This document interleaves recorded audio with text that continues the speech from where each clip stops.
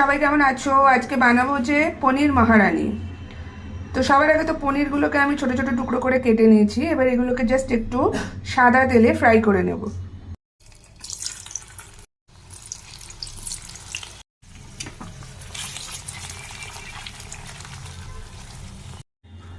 একটু মটরশুঁটিও লাগবে। মশলার জন্য আমার লাগবে হচ্ছে গিয়ে কাজু বাদাম, আলমন্ড আর একটু কিশমিশ। আমি একটু জলে ভিজিয়ে রেখেছি, পেস্ট করব। আর হচ্ছে গিয়ে একটু জিরে গুঁড়ো, একটু মাশরুম, একটু টমেটো আর টক দই।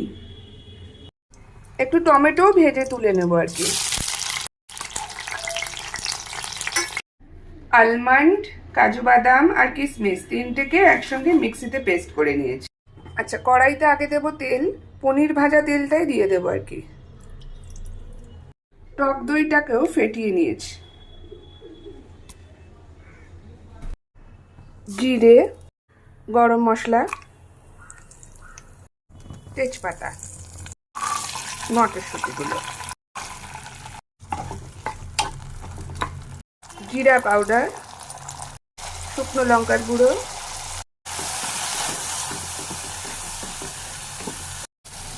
মাশরুম আর ভাজা টমেটোগুলো,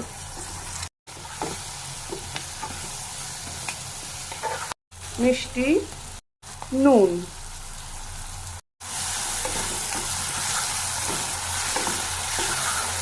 টক দই।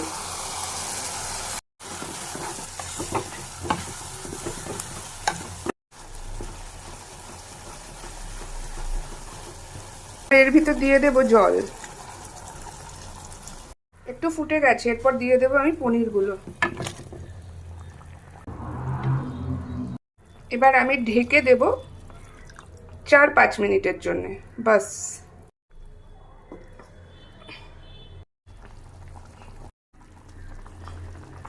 এবার জাস্ট কাজু বাদাম বাটা আর কিশমিশ বাটাটা দেব।